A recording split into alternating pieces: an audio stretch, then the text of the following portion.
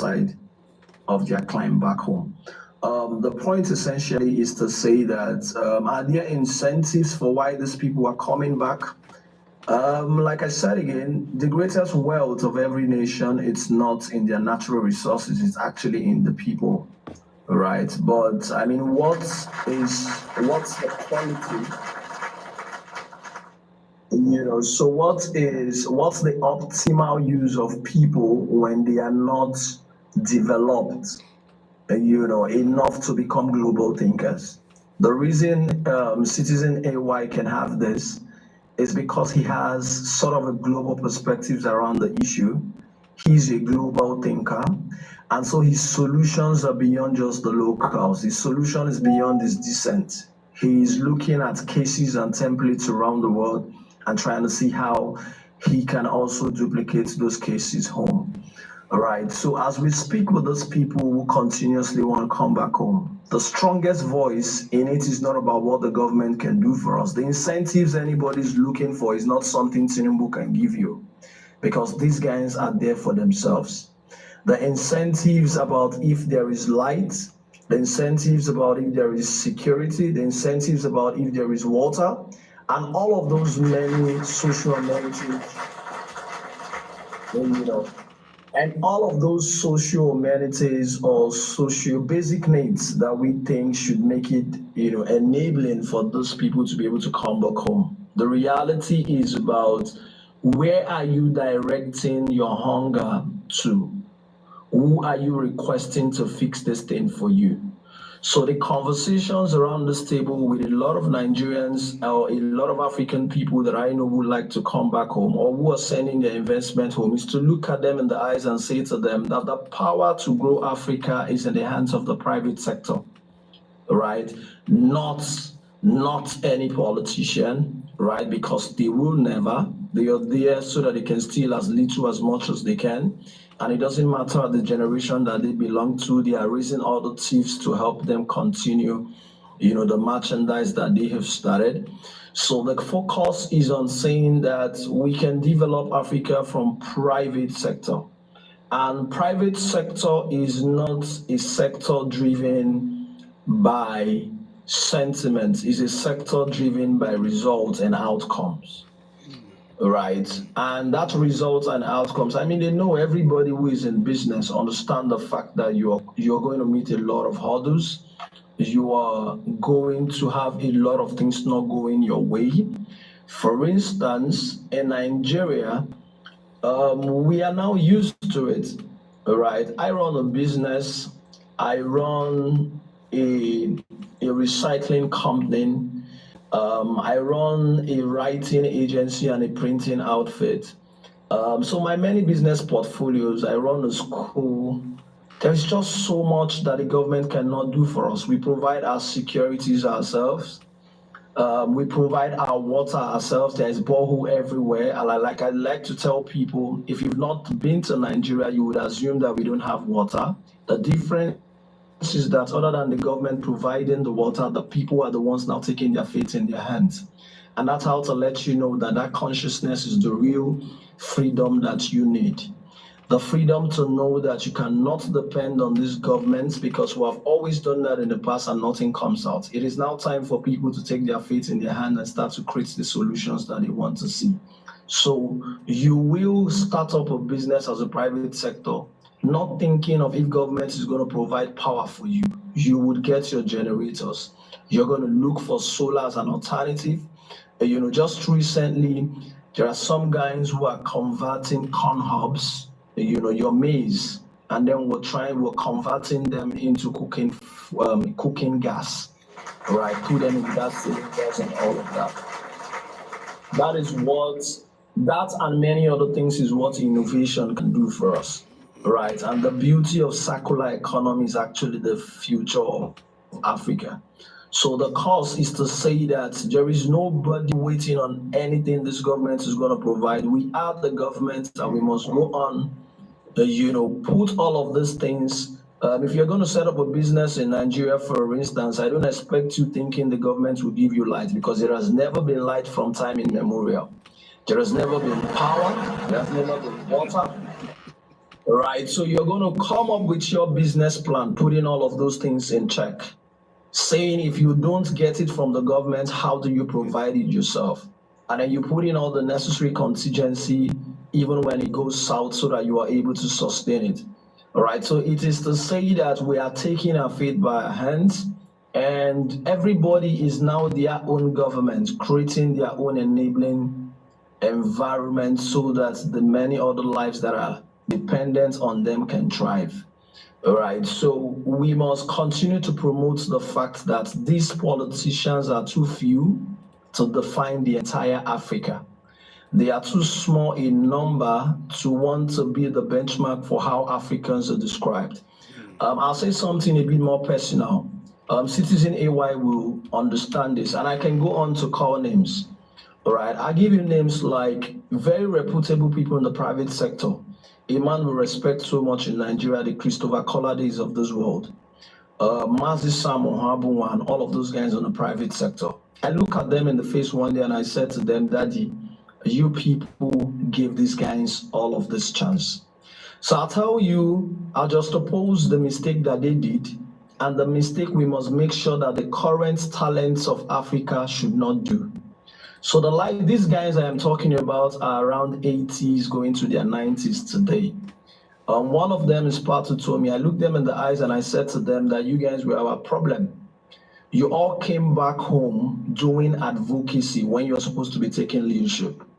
So when you were doing advocacy, you primarily became errand boys for these politicians who are mediocres, who know nothing because they have the bags.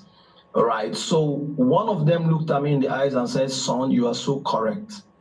He said it is the reason why we came back. He said, when I was a boy in Nigeria, this nation gave me everything I ever wanted. The nation sent me to school and everything. He said, when we finished secondary school or college, we had a choice to travel abroad or the choice to stay home and build.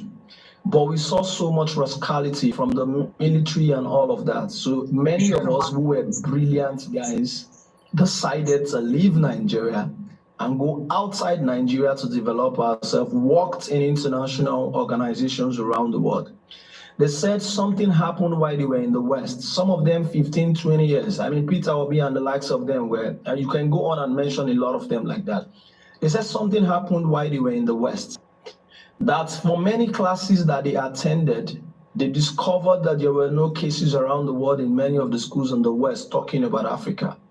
There is no discussion about Africa because there are no solutions coming out of Africa. The only time they discuss Africa on table is when they want to exploit Africa, not necessarily because they want to get us on table to discuss policies for the world and treaties for the world. And then he said, why? And then they looked at him and said, nobody discussed anything about Africa because there are nobody in Africa, so to say, as far as leadership is concerned, that has the credit. You know, if you see the data out of Africa, the belief that they are not so true, they are compromised and all of that. So one time in their class, a lecturer looked at him and said, you are brilliant, but you are from Nigeria. So how dare you brilliant people from Nigeria stay here overseas and in the West and allow the illiterate ones lead your home? Because a people are defined by the leadership that they give, that they give consent to lead them. And then that became so much of an insult for a lot of them, and they decided to come back home. But by the time they got back home, clearly it was a case of the asylum being taken over by the same person the doctors were supposed to treat. So these guys who stayed back home, who are rascals, fought the military. And because they fought the military, they stayed back to now curate a new politics that you call democracy, but they are all democrazing, right? Because they are crazy people. Right, so they now had to do state capturing. They now started to do state capturing, taking everything. The things Tinubu cannot do, or the things this current president or ruling class could not do in Lagos, even after leading Lagos for over 20 years. Now he has the federal mind and is going on to steal more federal government things. Haven't stolen so much on the state level. That's how they think. That's the best you can expect from them. So the likes of these best heads, like I mentioned their names, had to come back and serve these guys who are mediocres because they are the ones who control the bag. They control the battalion of militants and talks, and they also control the law. And to a large extent,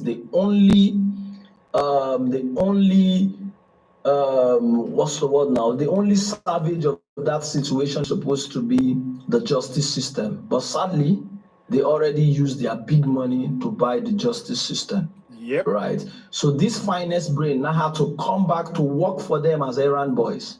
You know, the ruling party constitution was curated or designed by what's his name now, Patutomi, and the many of them like that. So as they continue to get into the system, they tried leadership, but nobody gave them an opportunity.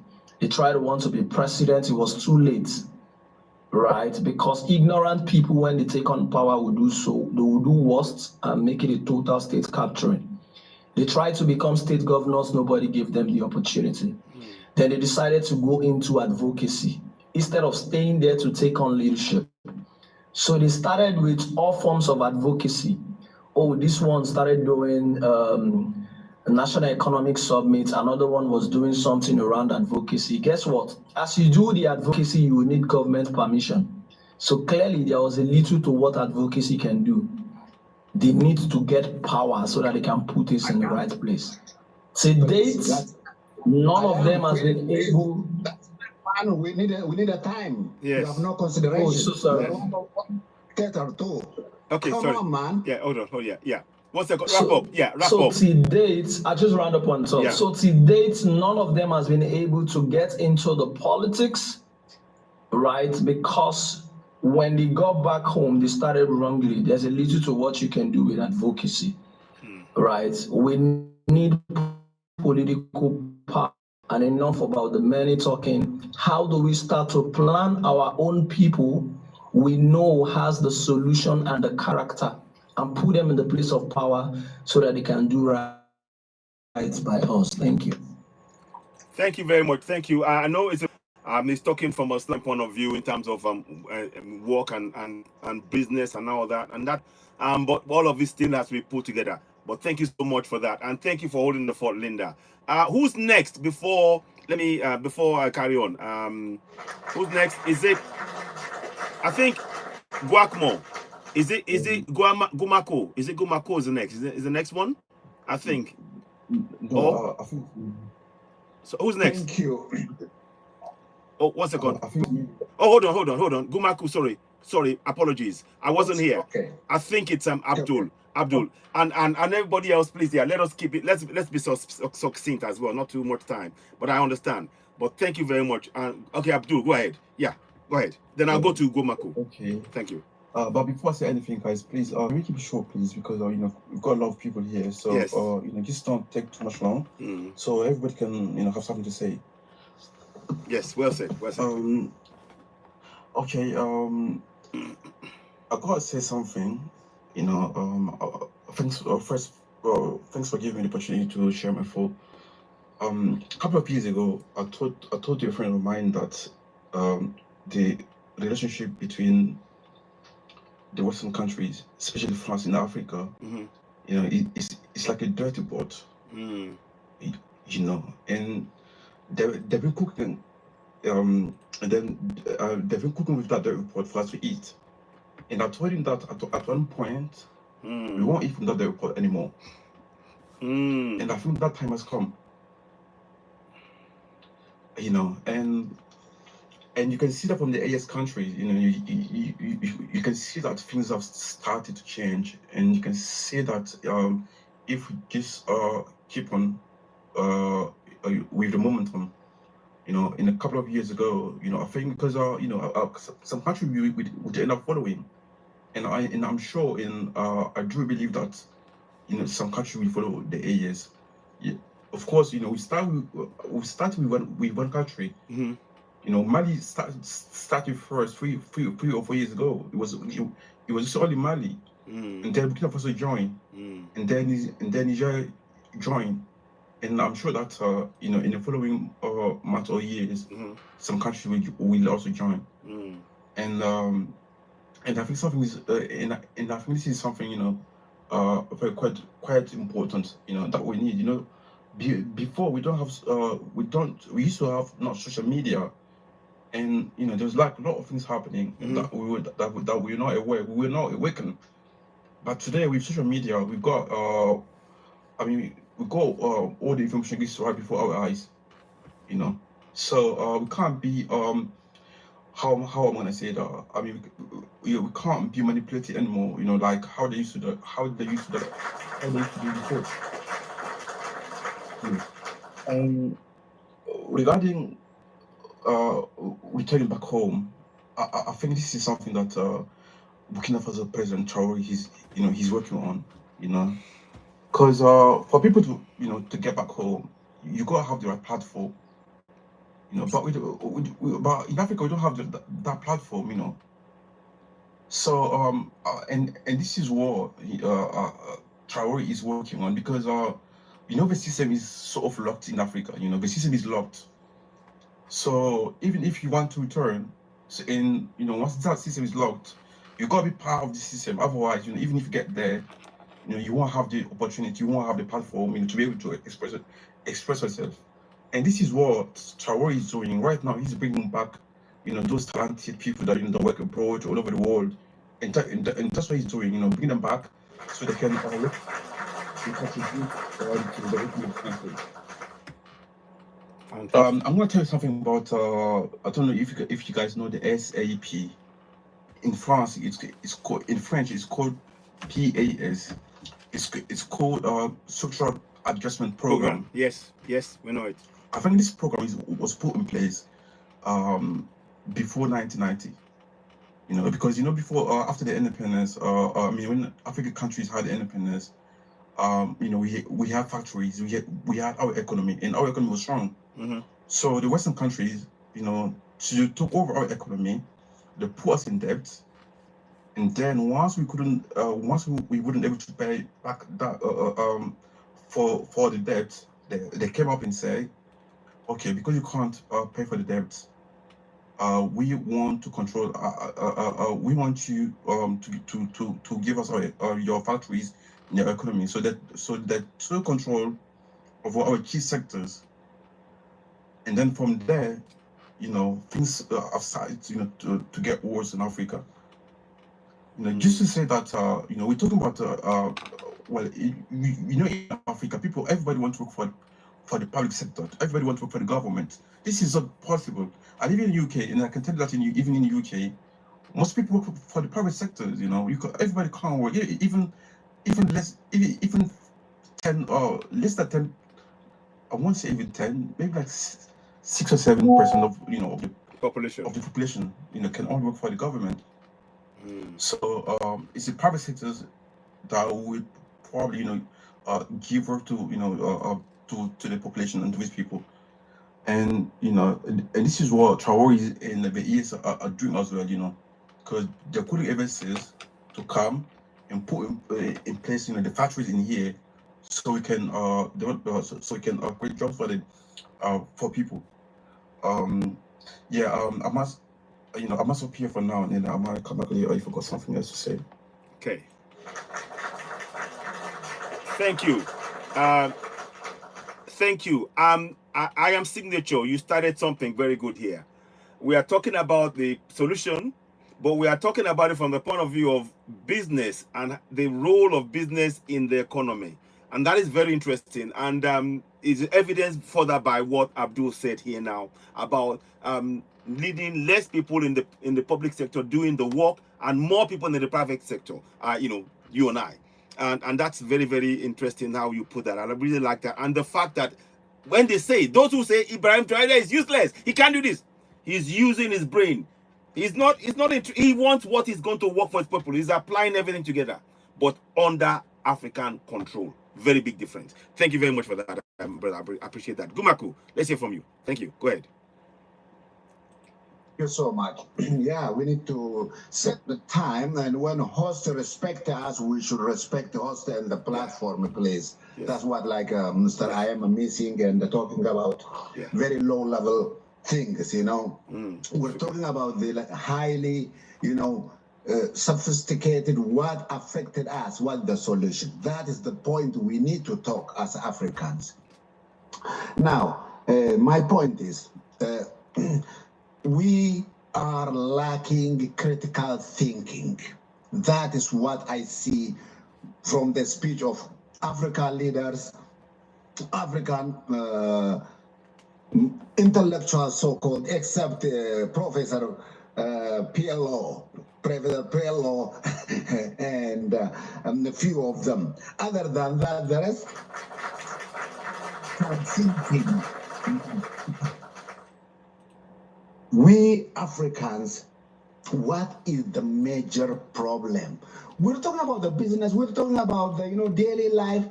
That is something bigger than that affects all these things. We're talking about like elementary stuff. We need to go beyond that. Okay. What affects all this? That is my point. Now, what does I mean by that? We Africans, we lack organization.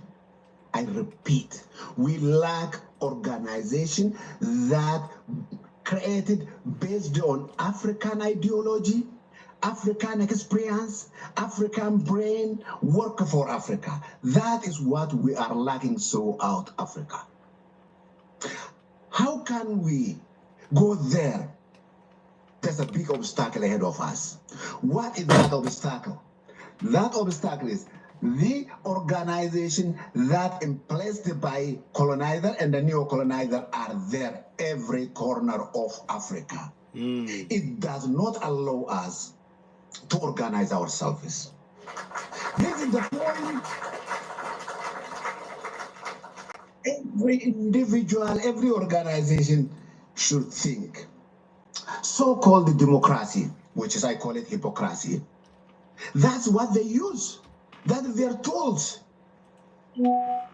That's why they oppose Ibrahim Traore, because he removed their organizations and replaced the African mind and organizations. That's why they hate him. Now ECOWAS. What's ECOWAS? Anglophone organization. Exactly. What is exactly Commonwealth? British organization. Commonwealth and ECOWAS are controlling the whole Africa. I can't talk for the man, but I'm going to say you're right. Now those two organizations, they say, oh, democracy, democracy. When we had one president, they replaced another one because organization in their hand. Organization in their hand. They replace just because already puppet is lined up to take that place. So what do we have to do, Africans? We need to remove neo-colonizers' organization before we even able to organize ourselves, because we cannot organize ourselves otherwise. All the African leaders are puppets. Look now, like a Kofi Ali from Ghana, 24 hours he is shouting, but nobody agree with him on his platform, but he still is shouting for France. Like Kofi Ali, yes. You know, yeah. from Ghana. Yeah. Simple example. Brothers and sisters, I don't make too long. What we need is to decolonize ourselves. We need to dismantle neo-colonizer organizations. Then puppets, they don't have a place. Then we're going to create a means of leaders to create those leaders to take that organizations. One. When it comes to brain drain of Nigeria, you're talking about all those Nigerians, doctors throughout America, throughout England, throughout Canada, everywhere they are already, what do you call it, in English word, what was that? Fortunate people, what do you call it? That's one word. You mean when they've been sort of assimilated into the system? If I don't know. No, privileged. Okay. Privileged people are the one get those chances to educate in London, and they don't go back and they serve throughout the Western world. They are privileged already. Whether they go back or not, they are useless, to be honest with you. Even if they go back, they're a bunch of puppets. You know, they're going to bring back neo-colonizer system, and they're going to destroy us. We need African doctors within Africa, African nurses within Africa. Just like Ibrahim Traore said, we're going to create elite school that they're using the scholarship, and they remain there. And if they come back with the poison of neo-colonizers, and they use them through that. So they're useless, to be honest with you. I don't want to see them go back to Africa, those peoples, because they are corrupted kids, and the one robbed the nation with the neo-colonizers and enjoy for themselves outside. So we need to be clear that one. So that nothing brain drain, that was just dirty cleaned up. That's how I see it, to be honest with you guys. To summarize it, Africa's what we need. As I said before, we need our organization. Two sentences I will add, and I will quit it because I don't want to make too long. You know, if 10 people organized, they are stronger than thousands because they're organized. They can control thousands. The meaning of organization, we don't know. Second, 95% African population lives in rural area. Cities are garrison for the dictators and for the neo-colonizers. That's where they control us. That's where we need to clear up in the cities and bring up town boys, the one educated, and come from countryside, and that's where we need to create African produced brain and intellectuals. And I don't want to make longer, because if I can talk on this topic like all day long and continue, guys. Organization is what we need. Thank you. Thank you. Wow. Yeah. Oh, wow. Gumaku, my brother, thank you for that detailed explanation. And I agree with you. We do need to decolonize not only our minds, but the organizations, dismantling the organizations created by the colonials on the African continent. That is another problem as well. And that is why we're saying ECOWAS must go. That's why we're saying African Union must go. Those constitutions, those organizations are colonial institutions designed to keep us colonized. They're designed to keep us colonized. Thank you very much for that. I appreciate that. Lynette Nyako, you're welcome. Let's hear from you. You've been waiting. Thank you very much, and thank you for your patience. Nyako, Lynette, go ahead. Lynette, go ahead. Yeah, thank you very much for giving me the opportunity to speak. So I'm a Ghanaian. I want to speak from the Ghanaian perspective. Perfect. So our current presidents tend to have collapsed a lot of private businesses, especially in the banking sector, in the name of restructuring the banking sector, but you end up using so much money. Instead of investing in the businesses to build them up, he used more money to collapse them than he needed to build them up. And it's very pathetic, very, very pathetic. And his ruin has caused a lot of private sector to collapse, including my husband's business currently has collapsed because the system is not working. So many things are not working. Inflation is so high, and we don't know what to say. But I would say there's this young man in our country currently. He is also in the private sector. He's into real estate. He's building a whole city, that's Petroleum City, on his own. He's built a lot of nice edifices in Accra, and he's trying to stand as a presidential candidate to break that new colonialism that these politicians have used over the years. What's his name? That's Nana Kwame Bediako. Yeah, he's standing. He's one of the presidential candidates that I'm currently rooting for so much, because he has good policies and his ideologies is mostly similar to what Nkrumah has. He feels that every development should be done by the African. We should own the industries in our country. We should own the mineral resources in our country. We should develop our own agriculture center. We should be able to manufacture our own machineries to use in our country, we shouldn't depend on aid, we shouldn't depend on foreign investments. So currently, I'm even in my own small way trying to influence the youth to vote for our own. So he's actually gaining support from a lot of us who are living outside the country and trying to invest in his campaign to help remove this parties, two parties who have actually messed up our country. Now all our waters is in a mess because of this galamsey that is going on, small scale mining. It is actually wiping us all our fresh waters. Everything is in a mess, and they just keep tossing and turning us, blaming each other when they are both in that mess.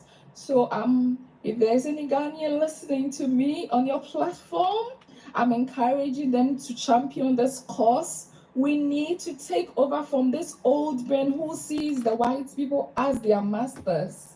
We need to take over and see ourselves as masters, that we can take control of our own affairs. We can manage our own affairs. We can rule ourselves well when we put in the needed resource. We have the brains, but we don't need to allow others to manipulate us. Makes us feel that we are incapable.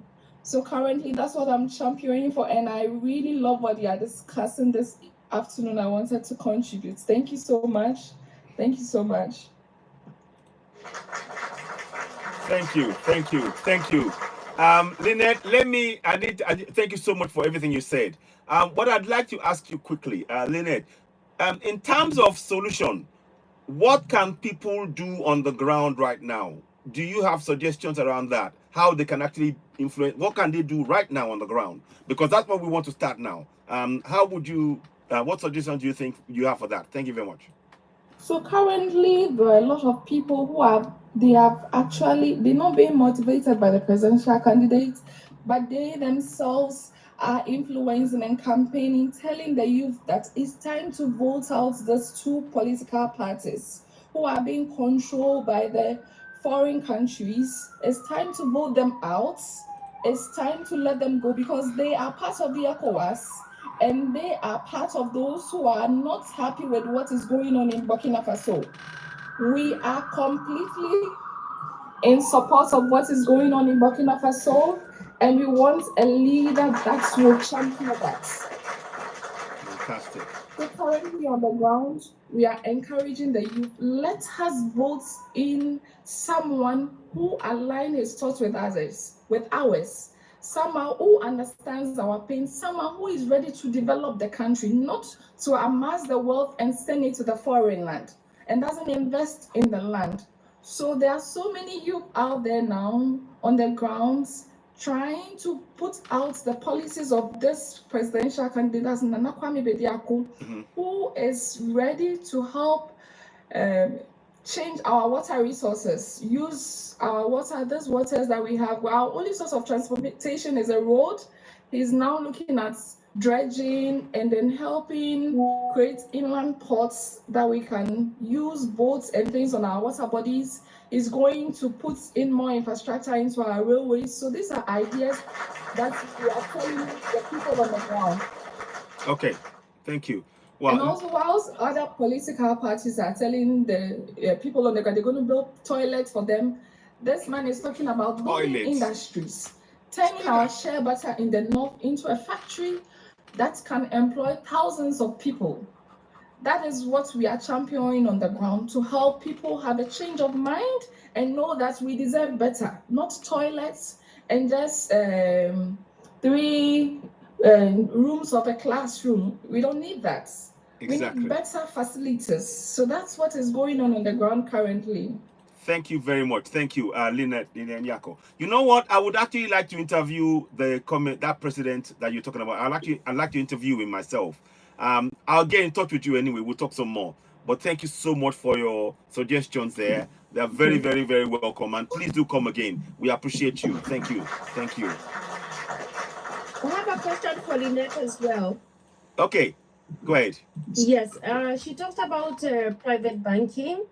As far as we know, we are using the SWIFT system where the Americans control how the money runs and how the money runs in and out of every single country. And as far as I know, when it comes to Ghana, their GDP is determined according to the SWIFT system. She was advocating about the privacy of banking. But if we can look at the biggest, if we don't look at GDP, we look at the other system of how to measure according to productivity. China is leading, but China is leading because the three biggest, actually four, three biggest banks in the world are China owned, and they're owned by the government. If you look at that, at PPP. So that's very different than what she's advocating for. So if we look at that, I'm asking, what's her understanding of actually private banking and actually government-owned banking? Thank you. Okay. Did you get that question, Lynette? Did that make any sense to you? Yes, it does make a lot of sense to me. So what I was talking in relation to the private banks, we had a lot about 6-7 private banks that were really thriving in our country. We currently have Nigerian banks in our country. We have South Africa banks in our country. But the current government that came in its first term, said he was doing a restructuring of the banking system, and then ended up collapsing only private banks that were owned by Ghanaians. Oh my goodness me. None of those banks that were owned by any foreign company was collapsed. It was only Ghanaian companies that were collapsed. And then they said, oh, they're going to use some lesser money to just consolidate the banks, put them together. But after whatever they did, after they finished whatever it is that they wanted to do, they ended up using more money than they would have used to invest in the bank to keep people employment safe. Wow. So with my understanding of most of the banks in our country are foreign banks. They are not owned by the government. The government only owns 2 banks. That is the Bank of Ghana, and then the commercial bank. That's the only bank that our country owns. Then we have Barclays. All the banks are foreign banks. So I think these small private sector banks that are going, they were actually blooming, and they were all shut down. I don't know what happened behind scenes that made them shut those banks down, but they were claiming the banks were not doing well, but they were actually doing well. Owners are still in court fighting that the banks were doing well. So many people who were investing their money in there were saying they were making profits, and lots of companies had to collapse because those banks collapsed. Because those banks was also linked to those companies as well. So I think the private sector in our country was actually thriving. That's the time that we could see a Ghanaian bank making well, like UT Bank was doing well, and all of a sudden it was shut. So I don't know the relation between whether it was improving our GDP. I would say even at that time our GDP was better. Was far better as to what we have now currently in our country. It was far better. Shocking. When we had those banks in place, yes. Shocking. Thank you so much for clarifying that, because I thought there was there was an agenda maybe about the government taking over private banks, but you're telling me that the actual Ghanaian owned ones actually are the ones that were collapsed, but then Yes. the international ones were actually kept in check. Yes. Wow. Yes. They are still operating currently. Yeah. All the Ghanaian ones were collapsed. All. Wow. Not one single one was left. Let me ask one more question. Thank you, Lynette. Since you are here, sorry to pick you're on the you're in the call first as well, and I'll get others to join. One more question regarding healthcare. There's a guy who's in the government right now, and apparently he's getting treatment in the US. Why is it that all of the African ECOWAS leaders always go abroad? Why don't they invest in the one at home? It's just unfortunate. It's just unfortunate. And it's sometimes you travel outside and you find Africans taking care of you.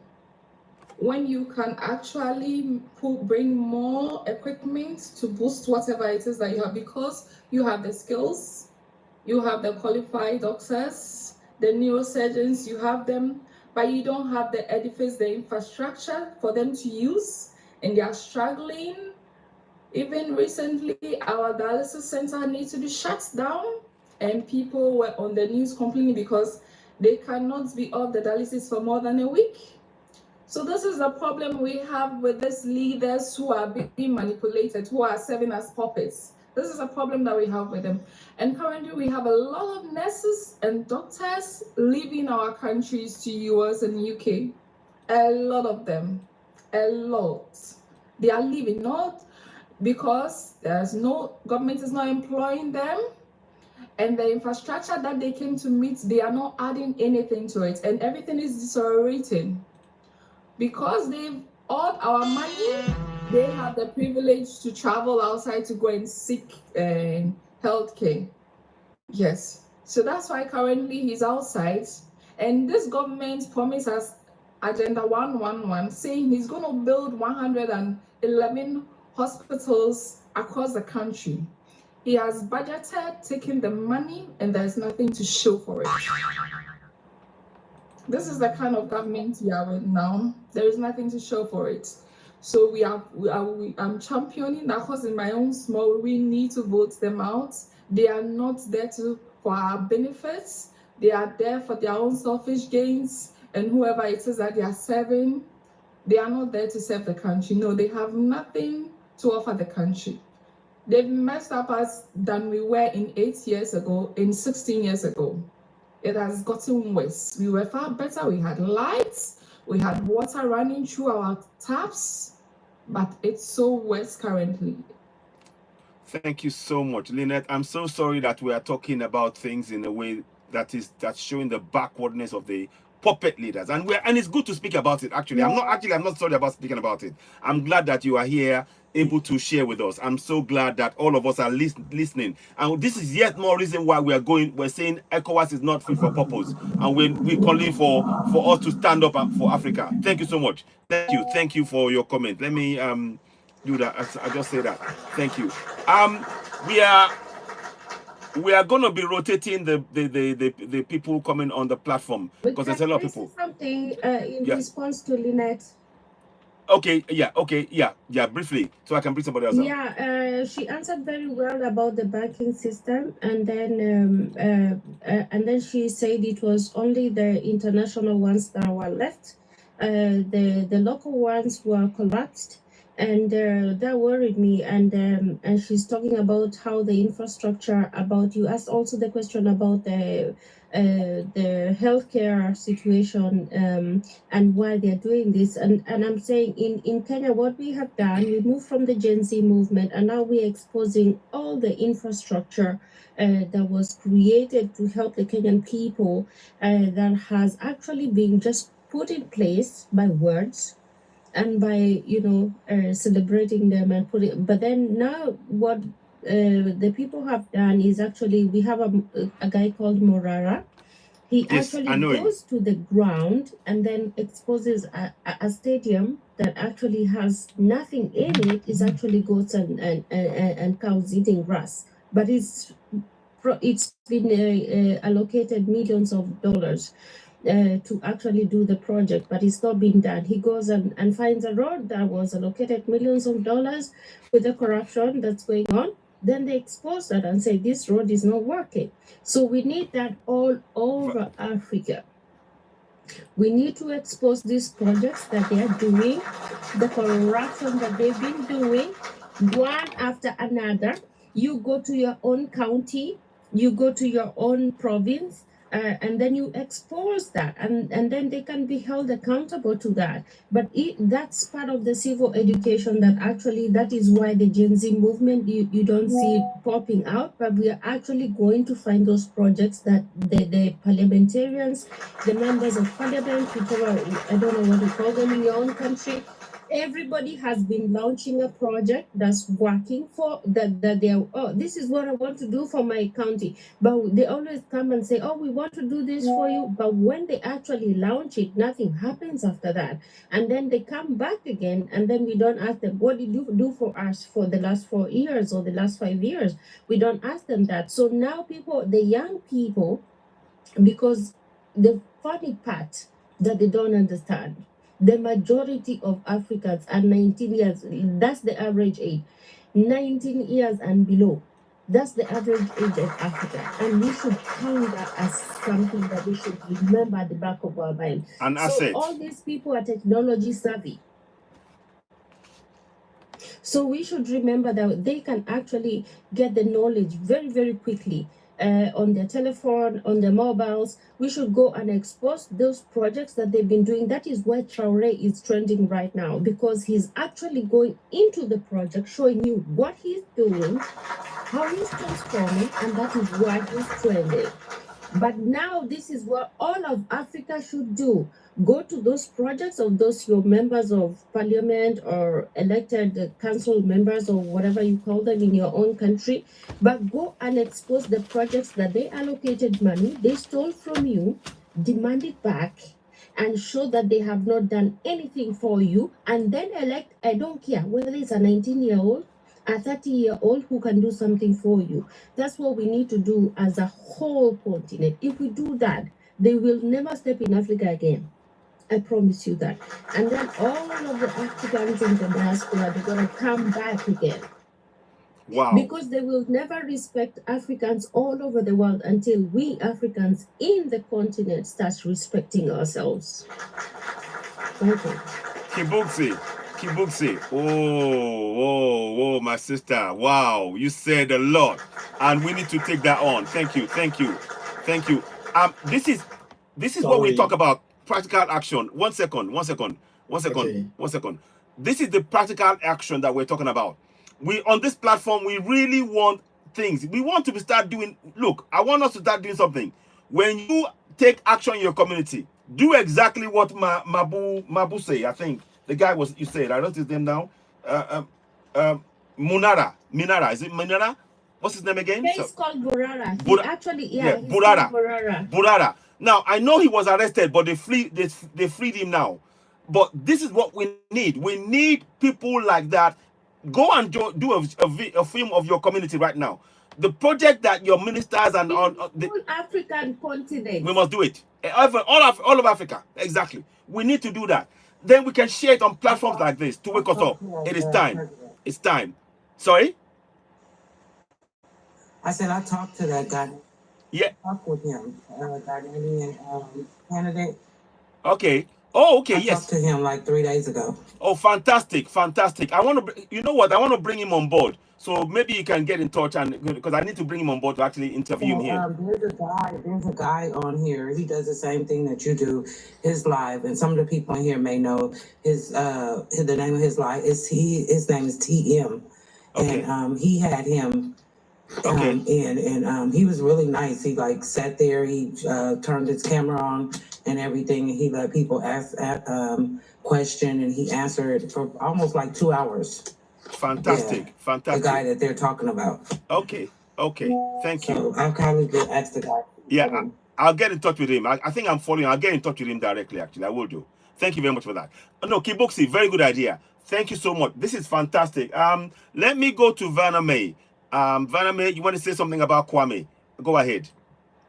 Welcome, Vanna May. Thank you. It's so wonderful, all these powerful people here speaking, and it's just great. The future of Africa is very, very bright. Kwame, I saw him on the interview. Danny, you might know, what's his name? 19 Keys in America. Mm-hmm. You know 19 Keys? Okay. He was on his show interviewing Kwame.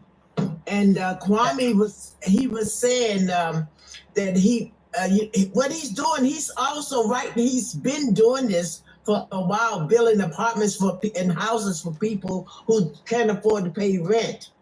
And the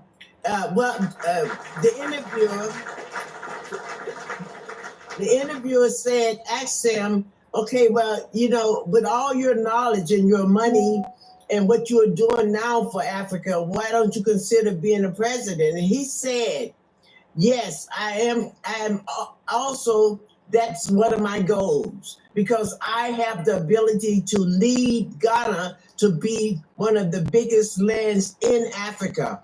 And he has a plan for it, and he has the people, he has the money, and he has the power to back him.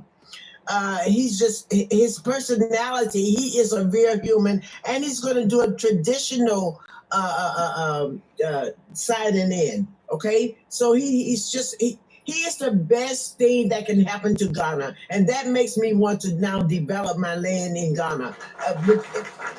If he becomes the president, he must become the president. He is the one anointed here to be that. Thank you. Well said, Vanna May, and greetings to you as well, Queen Vanna. And wonderful. That's fun. That's a great endorsement. I am actually going to find a way to interview Nana. I need to find a way. I've got to do that. We've got like 5-10 minutes. I'm going to quickly just take one more person. I have to go away and do something. It's a shame because this is a great discussion we're having now, and we're looking at solutions, and I like that. But let us hear from Mubarak. Mubarak, what would you like to say? Greetings and welcome. Go ahead. Host, I just want to say real quick, you know you can go off. I got you. Okay. Yeah, I forgot. Yes. Okay. Yeah. Okay, you go ahead. Yes. Okay, we'll do that. Okay, I'll be in and out. Yes. My American sister over here. Okay, good. That you got 3 husbands. Okay, go ahead. Go ahead, Mubarak. Let's hear from you. Okay. Sorry, unmute. Unmute again, please. Unmute yourself. Okay, good. Good day, sir. Greetings. Greetings, my brother. Greetings. Go ahead. I wish each and every one of us here a wonderful day, and may God bless your hustles.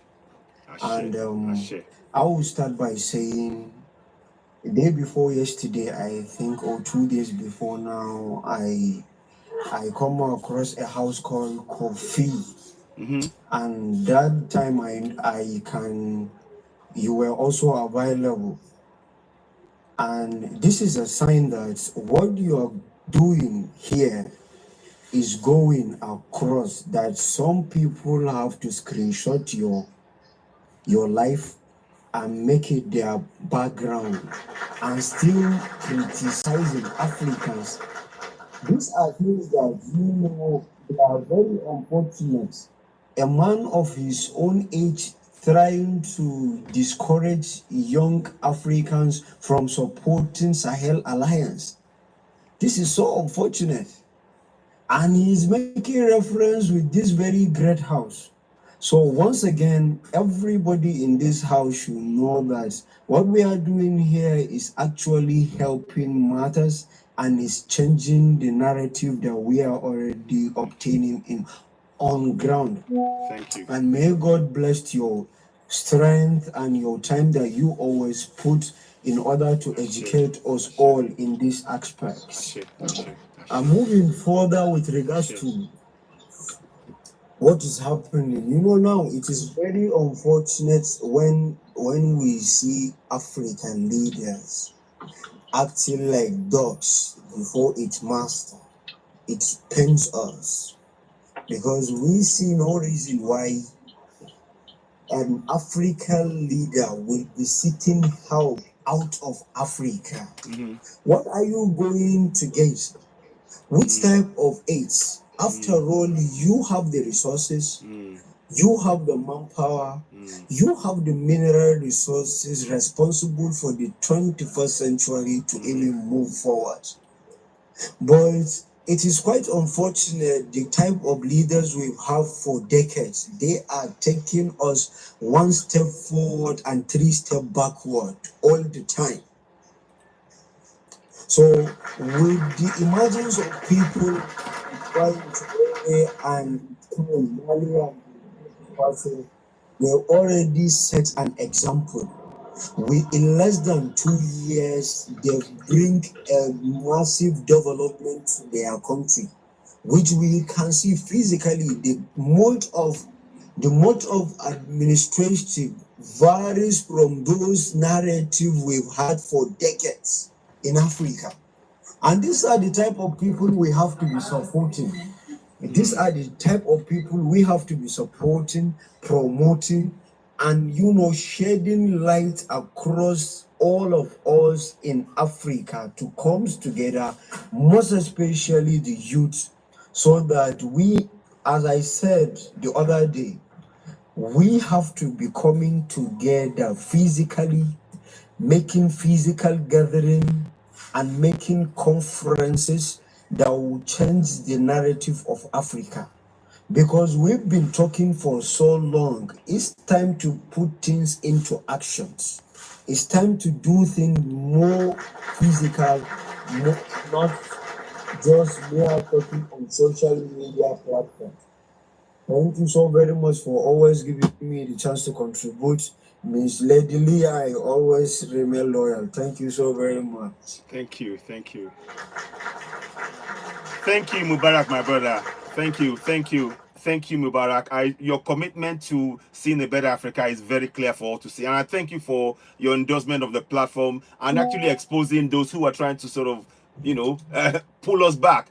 We will let their actions speak for them. We are just being honest and we are bringing awareness to the people. And we are glad that a lot of people, the message resonates. So thank you so very much. Thank you. Let us go to Eya Sumol.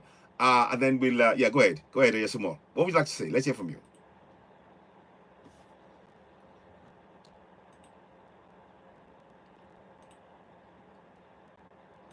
Eya Sumol, are you there?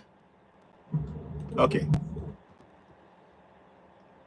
Go ahead. Go ahead. What would you like to say? I'm not so sure. Can you hear me? Eya Sumol, I'm not sure if you're hearing me well. Let me just okay.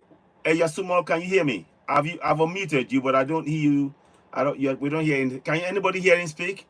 Because I can't hear him speak. Okay.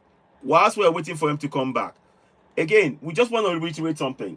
The message that we are having on this platform, the time for Africa to rise is now. Not yesterday, not tomorrow, but now. We need to start now. All of us need to join hands. All of us need to make sure that we spread the message. And Mubarak said something. We are talking. It's good. We are talking. We are preparing the ground. You see, like a farmer, when the farmer is going to the farm, what does he come with? He goes with his hoe and his seeds in a sack, and he goes to the farm. So first, he tills the land. He tills it. Then next, digs the hole, puts the seeds in the ground, cover this up, and then start watering. Now we are at the stage where we need to start digging. We got to start digging the hole. If we're going to change Africa, yes, we've got the bag, i.e. talking. We've got the hole. We've got the tools. All of us know what's going on. Now the next step, let us start digging the hole. That means be doing something physical. Like Kibuki said, we can do something right now. And we need to, this is where awareness is important. In all our communities, we need to come together. What roads have they fixed in my community? 20, 30, 40 of you come together and then call a town hall meeting and say, yes, you told us when we were going to vote for you 2 years ago about the good roads. Well, we are seeing the road is not good. Where's the money? Like Kibuki said, this is where accountability comes in. And it has to happen across the whole of Africa. I said 54 countries. People need to know their rights. This is what we need to do. I'm hoping that when they come and do discussions on this platform, that people will start sharing images. We need to follow Mubarak, the guy from that, the guy that Kibuki is talking about. We need to do his example all over Africa, so that these politicians, these crooks, have nowhere to hide. We need action. Yes, it's wonderful. We can talk. We can be on here and can talk and and all of that. It's great to talk, but always we need action behind what we're doing. For example, I'm doing something literally. We're getting those books done. I'm costing it. Once I get the costing, people are going to start. We need your support. because we need to start putting things in place on ground. When we do that, and we start believing, and I need you to believe in, not believe, I need you to know that Africans, we know what to do. We are born, it's in our DNA. We are born to solve problems. We are born to solve problems. So please. I actually believe somewhere at the back of our minds, we know we are rich. Somewhere at the back of our minds, maybe it's not very clear because we've been living poor, like the guy from Burkina Faso. He saw electricity when he was 20-year-old, you know? At the back of his mind, I know there's somewhere where he knows he's rich. And this is the same momentum that we also know. At the back of this, what did we call them yesterday? Soviet people. Yes. They know at the back of their brain, somewhere there, they know that they're poor. That's why they behave the way they behave. So we need to understand that at the back of our minds, somewhere there, we know we are rich. That's why when the Sahel bomb went off, they couldn't figure out what happened. It's like the bomb that we are rich went off. And then they couldn't figure out how that exploded. And this is what I want African people to do. I want all African people, whichever region you live in, whether you live in Senegal, whether you live in Zimbabwe, wherever you live in that county, in that region, in that province, wherever you live in, go look for that project of that member of somebody you elected. Go look for that project they launched. See if it benefited your community or it didn't. Film it, put it on blast. I'm telling you, we're gonna get rid of corruption in our continent. Let those people get exposed truly. That's what we need to do as a people, as a continent. That's how we're gonna get rid of these people. I'm telling you, the average age of African people is 19 years old. If we get together and elect a 20-year-old, 25-year-old, all of us across the continent, we will never get this. That's why we're getting the young people like Sore actually being like, what the hell did they teach you in school? Scrap that. We started new, you know? That's how we're gonna get rid of these old people ruling us for 30, 40 years, and they've never shown anything because they don't have accountability. We need accountability. You give us a project, you tell us you tax us 30% or 12%. We know how much money we have as a country, and then we know how much we are selling. We need to nationalize our commodities, which is like minerals and things like that. And then you tell us how we are living without electricity until we are 20 years old. Tell us how. Yeah, exactly. Very good point. Very good point. Wow. That's my take. Thank you, Kibukse. Let me get Kumaku, go ahead, then we'll go to Adnan. Mubarak, I'll drop you. I'm always short. What Kibu said, what Mubarak said, and Lynn said, and what I said aligned together. What is it? If you do not clean the river from the stream, the whole river always dirty. So the stream is the government or organizations. That is what set a platform and a system, allow people encourage and train and put into the work. If that wouldn't be cleared up, just as Mubarak said, by action, we'll never move anywhere. So because the system is very, very important, organizations. That is what hold us down. That's how neo-colonizer, through their organization, tied our leg and our hands. One more point. I was speaking a couple of weeks ago here, and the Ethiopian Prime Minister happened. He did the same speech I did over here. I said, did he listen to us? Do you know what? That was what I said. What they unskilled us. What we know before in Africa. We used to make our clothes. We used to make so many things. And then they brought colonial education, which is just to teach us how to wash the clothes, not how to make, if you remember. And second, we are just how to read and propagate and talk. That's all they teach, but not critical skill that human being needs. So now we have to we have to bring back our skill that we had and steal from the others and put together and develop Africa. But how? First of all, we need to clean our organization and place African organization by action. Puppet must be clean. Neo-colonizer like ECOWAS, Commonwealth, all that must be dismantled.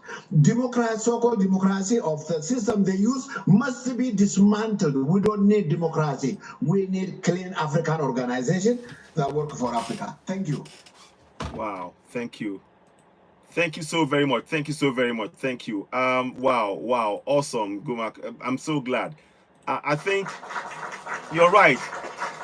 I think a lot of these leaders are listening to what we're doing on this platform, and they're beginning to think we better move with the times. But we don't want to just move. They have to take action as well. So well said.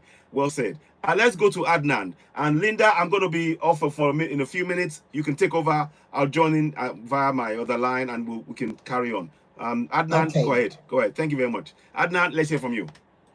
Good afternoon, citizens, all of you. Thank you. And I'm really proud of the channel. It's going now nearly 1 week, you understand? And it become my favorite one. Oh, thank you. You know, I'm 23 years old, and wow, you understand? Very young guy. You understand? Thank you. And I love my culture. I love my culture. I love people that hold the culture. I love the people that guide us to the culture, this is our identity. This is where home is. You understand? A lot of people, they left, you understand? They forgot about home, but no, we do know them, and we can point a finger on them, the people that use us and use the legacy, you understand? They left nothing behind for us, even on the table. There's some people, they say, oh, the other people, they did not left anything for us on the table. No, even inside the house, there's some brothers and sisters, they did not left anything for us on the table. And we should bring them back to the table. They have to pay for that. And they will pay for that. Believe me. For everything they use from inside house, which is belong to all of us, you understand? And as a black people, you understand, even from inside. There's some people from inside us. They're still alive. Some of them, they passed away. That's no problem. And one thing I need to mention that in this life, yes, we are a lot of countries in Africa, and there's a lot of us in Africa believe in God. You understand? Doesn't matter which kind of God you believe, but I believe any God that does tell us about equality, which is this is what we're looking for exactly. You understand? Our equality and our identity. That's what we want. And equality, I believe that equality will never happen in life. This is the reason for God and hell and paradise, two sides. Okay. But we do something called human right and stuff like this. We do this stuff as a brothers and sisters, and people that we meet. You understand? Our strangers, you know, I mean, people that they come from outside, even visiting the country, or from neighbor to neighbor. You understand? Between Africans, that's no problem. As a human, we can deal with that. You understand? This is really what we want. And as a young people, African, we should educate them from now. They should think about when you go in life, you understand, you need to do a lot of things, you understand. We outside in different countries work very hard like machines, you understand, from morning to evening. Actually, I am, to live life every day. But if we go back home or we think about home, no, we can do only quarter of that, that time, only quarter of it. So the rest of time, love, happiness with family, you understand? Yeah. So why do we go on a different places? We work like a machine, and we do not work inside our houses on our places, same as the way that we do to other people's. Which is you should not allow yourself to be down and pick others. You should never do that in your life. Always pick yourself before you pick everyone. Love yourself. Love yourself. So what you got? Love yourself. So what you got? This is the more important, yes, for us. You understand? As a young people, we should think how you get your house, you understand how to be safe, which kind of job you want to achieve inside the government. Even inside the government, you have the right, but do on the right way. We do not do on the right way. We come with the aggressive way, you understand? We come with different things. No, come on the right way, you understand? You are educated person, you have your papers. You have your right to say, you understand? People believe in you, understand? You as a leader, you understand? Believe in yourself, you as a leader, lead people, you understand? When someone says something to you, do not get mad or change your way, you understand?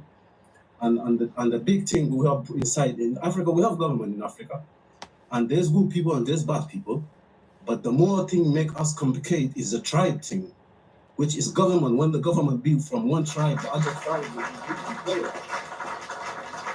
This is the big problem. If we have no tribe in Africa, we're very safe people. We are very, very, very safe people. We have no problem. But now the problem is tribes, which is two different people as a stranger peoples. You understand? You deal with stranger peoples. There's jealousy, you understand? There's humble people, there's no humble people. You have to be smaller than me, you know? Like I'm on charge and you know what I mean, what I say, you have to go follow it. That's very wrong. We all should follow the law. And whoever crossed the law, all of us should judge him. When all of us judge him, even right now, on the fact in Africa right now, if someone did something wrong and the other people showed the wrong that you doing the wrong and that's not right, you should not do that. If one point finger on him, he will never do that. And other one as well, he will never do that because he will be scared. All these people will become facing him. You understand? But if you say, oh no, bro, it's not my problem, I don't care, it's not my problem, I don't care. No, that's the problem. It become, more complicated. Okay. And I really just we want the people even in Africa to realize that we have really too much place. It still be we have too much place and thank you. And as right now we speak on social media, some people back in the day they did not allow them to do this. They have no right to do this. You understand? We're grateful for what I am, what are we, and what have we been through. You understand? And history will always write. You never forget the history, and nobody can forget the history. You understand? And don't say you think you'll be denied or something like this. You will never be denied because everything history is staying because it's the truth. Exactly. Like and no less for longer, but always the truth will be revealed. I love this guy behind you, General Abraham. You know what I mean? I never saw him, but if I saw him when I pulled my videos on the TikTok, I really my heart started like bumping. Like I see the innocent person carrying people. You understand? This is love. So I'm not from his country, but I support him. To see true people like him, you understand? This is people like these people from God, Yes. It's not something easy anybody can do. No, it's not easy. No. This is a gift you have to have from God to lead these people and to show the truth to others, to let the others realize that God is truth. Okay. Thank you very much. Listen, my brother, thank you so much. You've said quite a lot, honestly. I'm really grateful for your comments and your joining the platform. And we want you to spread the message as well. You, like I said, you are part of the solution. You're coming up with suggestions. Everybody should we should ignore tribes and things like that. We should really focus on and know that Africa is truly, we are endowed. We don't need anybody else. We need to focus on life. This is tribe thing, is very dark thing. We need to focus on life, and I think this is good. Start even education is very good because now this conclusion we come to is education. Exactly. Because if we do not have this education, we did not left Africa and people not traveling from Africa, you understand, and visiting different countries, and we've seen a lot of different things. We cannot see this reality. Understand? This is great thing, education. So we need to educate them here like this. We listen, you know what I mean, and we come and showing the love that this is valuing them, It is valuable, but some people doesn't know. It is valuable. Okay. Thank you. Thank you very much. Thank you, my brother. Thank you for your comments. And now, please do stay in the background. I will carry on. Linda, thank you. What we're going to do, Linda, I'm going to leave yourself and Vanna May. I'm going to leave for a bit, but carry on, and I'll be joining in between myself. I'll make some comments as I go along. But yeah, please go ahead. Thank you very much. Thank you.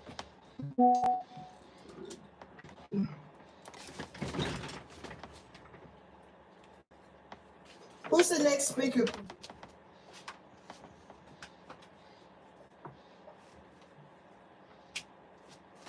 Who's next, please?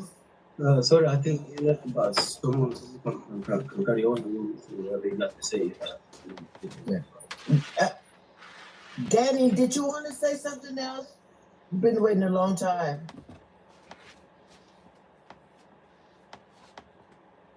Okay, is it? I haven't heard from the next. I'm gonna mention the thing I have to mention about us as young people, African. You need to mute your. Or you need to. It's an echo. If you have headphones on. Okay, greetings. No, I have no headphones. No, because I think Greetings. Go ahead. So basically, as the young people, African people, really, our leaders, you know what I mean, and our elders, they are the one, our futures. You understand? So if they do not take any step forward.